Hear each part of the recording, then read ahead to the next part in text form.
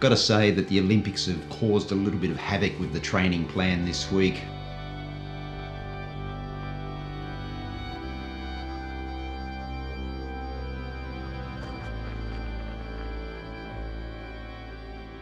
Hi guys, I'm Neil, 55-year-old runner and coach. Welcome back to the channel, and if it's your first time checking out the channel, thanks for clicking on this video. Another installment in the Breaking 3 project where I'm aiming to run another sub 3 hour marathon at age 55. Week 3 is in the rear vision mirror. I've got to say that the Olympics have caused a little bit of havoc with the training plan this week. Mileage dropped a little bit.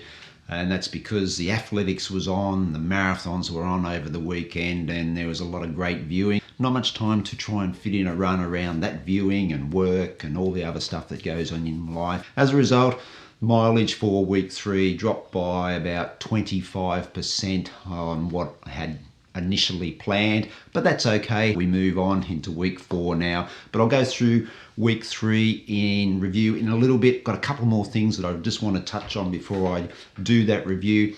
First thing, I mentioned in last week's video that we were in lockdown here in Brisbane, and there was some doubt about the Sunshine Coast half marathon that I'd planned to run going ahead.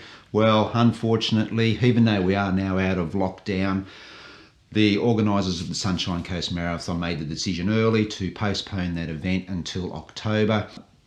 Just one of those things. The main thing is health and safety of everyone, runners, volunteers, race organisers, directors and all those sort of people. They've postponed that event now until October, like I said, and unfortunately it's the same day as the Melbourne Marathon. So unfortunately it doesn't look like I'm going to be able to run the Sunshine Coast Half Marathon this year.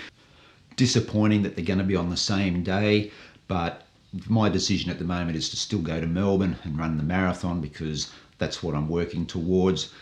But another spanner in the works is that now that we've come out of lockdown, Melbourne have gone into another lockdown. So who knows what's going to happen between now and October 10. The decision is made. Melbourne is the focus. If Melbourne happens to be still in lockdown or in another lockdown come closer to the time, hopefully might be able to get a late entry into the sunny coast. But at the moment, it's all geared towards Melbourne, and that's the direction I am heading. Just another thing too, guys, before I get into the week 3 review, and that is that the channel has hit 1,800 subscribers.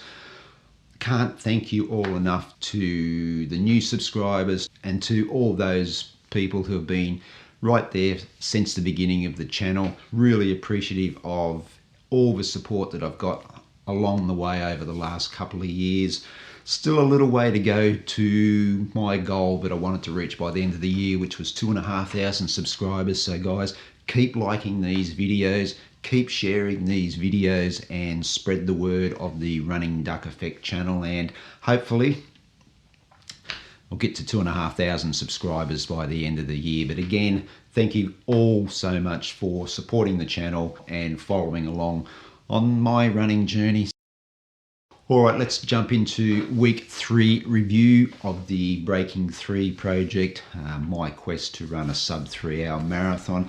Like I said, the Olympics have caused a little bit of a hiccup this week, and I'm sure I'm not alone. I'm sure there's plenty of other runners out there who have seen their running mileage drop a little bit over the past week. For me, I still had planned to run my full complement of sessions this week. But on Wednesday of this week, I was out having just a nice easy 10-mile run and just tweaked my TFL in my left leg a little bit, or my left hip a little, stepping down off the footpath onto the road to cross the road. And I just happened to look over my right shoulder, and I must have twisted funny or just put my foot down in a different sort of plant, and yeah, it just felt a little tweak in there. So at the end of that run, it just felt a little bit tight in there. It certainly wasn't restricting me in running, but as I cooled down, it just started to get a little bit tighter. So I've been stretching around that area, doing some more strengthening exercises in that hip area as well, just to try and take a little bit of load off that TFL. So I picked up some really good tips on stretching and exercises for the TFL here on YouTube from a channel called Precision Movement. Really informative and easy to follow along, and it's been really good. I've been using some of their exercises just to help things along a little bit, and they've been going really good. So a shout out to Precision Movement, so thanks guys. So I rearranged the rest of that week. Instead of doing my midweek long run on the Thursday, I knocked it back in half and only ran sort of 13 kilometres. Friday wasn't planned, but I took a rest day. The TFL was okay, still that bit of tightness in there, so I continued with that, the stretching and the strength exercises. Saturday, because we were still in lockdown, there was no park run, so I just did a nice easy 10 kilometres. Again, just making sure that I'm not putting too much stress on that TFL. Felt fine, no issues at all. Tightened up a little bit as I cooled down, but overall it was probably 1.5 or 2 out of 10. Sunday, that was to be my first 3-hour long run as part of this training block, but just wasn't going to go anywhere near that length of time. So just got out, ran 18k, made sure that I felt comfortable. The TFL actually felt the best it had for the rest of that week. When I'd finished the run, started to cool down, the tightness wasn't there, and now that I'm filming this on the Monday, the beginning of week 4, the TFL feels really good. So I'm continuing with those stretching exercises and the strength component as well. Week 3, I did get a nice tempo session in the tempo next percent, so that was really good.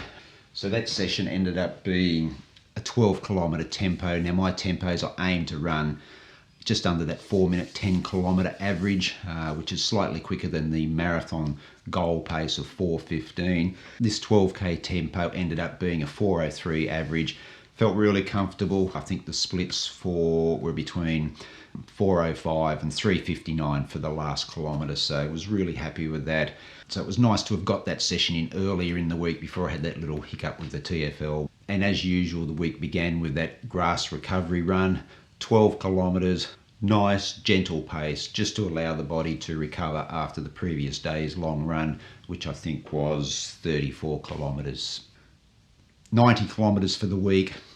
I think the plan was to do about 125. So it was still a good mileage week. And outside of that little TFL issue I've had, I guess the lower mileage for this week's just helped the body to sort of refresh a little bit as well. All right, so that's it, guys. I'm out of here now. Thanks for watching. Hope your running is going well. Stay safe, happy running, and I'll catch you in the next video. Hooroo.